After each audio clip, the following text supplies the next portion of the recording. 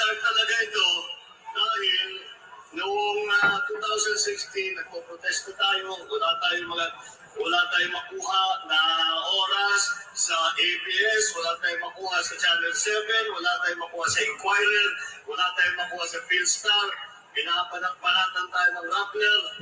Eh, sabi ko, the only option that we have is social media. Kaya June kami nag-concentrate. Kaya nag-hire ako ng libo-libo na troll army.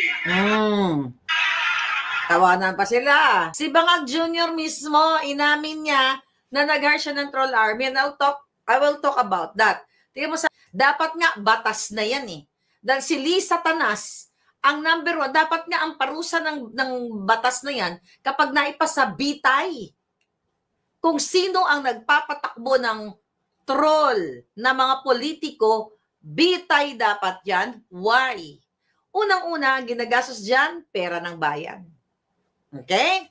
At ang ginagawa niyan ay magpakalat ng kasinungalingan. 'Di ba? Gusto nilang i-manipula o i-manipulate nila yung narrative. At unang may kakayahan yan ay sa panahon ngayon ay si Lee Satanas. Remember, sa isa lang niya. O ikaw, Migaon, gusto